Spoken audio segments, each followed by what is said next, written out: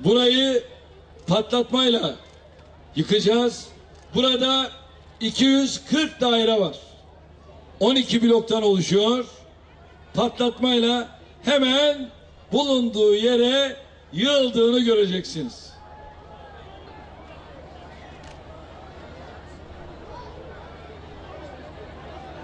Evet, buradan talimatı veriyoruz.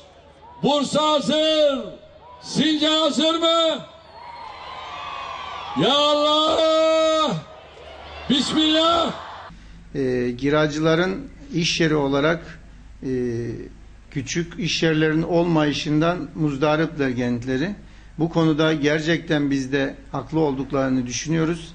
Her konuşmada, her televizyon programında konuttan bahsediliyor. Hiçbir iş yeri, esnafın yerinden bahsedilmiyor. Örnek olarak bir berberin ya da bir emlak müşavirinin bir AVM'de iş yeri yapması, yüksek katlarda iş yeri yapması mümkün değildir. O manada düşündüğümüz zaman belediye o projenin içinde inşallah esnaflar için özel iş yerleri de temin ederler diye tavsiyede bulunmak istiyorum. Kaldı ki konutların hala netlik kazanmamış bir durumu var bana göre. Çünkü 100 metrekare bir daireye belediye kentsel dönüşümde müteahhit eliyle yapılsa bile 100 metrekare bir dairenin nasıl verileceğini ben anlamış değilim. Metrekareler kesinlikle küçüleceğini kendi adıma düşünüyorum. Ya da vatandaşlar kesinlikle bir birikimimiz yok.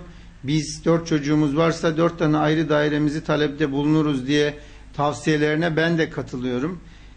Ama zannedersem 17 Ağustos'da atılan temelde bildiğimiz kadarıyla temeli atılan binanın projesinin 12 kat olduğunu biliyoruz. Ve Başbakanımızın zemin artı 5 kat demesiyle yeniden projelerin ve kat seviyelerinin değişeceğini 2, 4, 6 kat diye 8 kat diye belirlenen katların diğer katların üzerine ilave edileceği söyleniyor. Hatta ve hatta belediye başkanımız tarafından söyleniyor.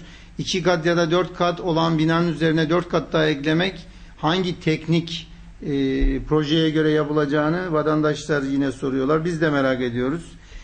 Gerçekten eğer zemin etüdüne göre yapılmışsa 4 kata göre proje, onun 2 kat ya da 4 kat ilave kat olarak verilmesi teknik olarak normal mıdır?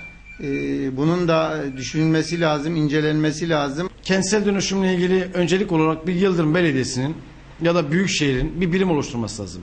Kentsel dönüşüm adı altında bir birim oluşturması lazım. Vatandaşı direkt dinlemesi lazım. Vatandaşı orada belediyenin avukatlarının karşısına çıkarıp da senin hakkın budur, paran budur ya da ben senin bu evini aldım karşılığında şunu vereceğim deyip kesip atmaması lazım. Hakkını git mahkemede ara diye bir ifade kullanmaması lazım. Vatandaşı dinlemesi lazım. Burada vatandaş ciddi anlamda mağdur olabilir. Bu mağduriyeti önlemesi için kesinlikle ilgili belediyelerden bir kentsel dönüşüm birimi adı altında bir birim oluşturması lazım. Vatandaşın dinlenmesi lazım. İkincisi olarak mesela oradaki esnaf kardeşlerimiz mağdur olmaması lazım. Onların en azından bu kentsel dönüşüm süreci adı altında bir süreç yaşayacaklar bunlar. Bunlar bu esnada iş yerlerini boşaltıp başka yerde iş yerleri arayışı işine girdikleri zaman devletimizin ya da mesela ilgili birimin bunların bağkurlarının ödemesi lazım. Vergi borçlarını ertelemesi lazım. Bu işletmeyi kurma bu işletmeyi bulma esnasında yine onlara yani gerek bir faizsiz bir teşvik oluşturması lazım. Bunlar da en azından burada mağdur olmamaları gerekiyor.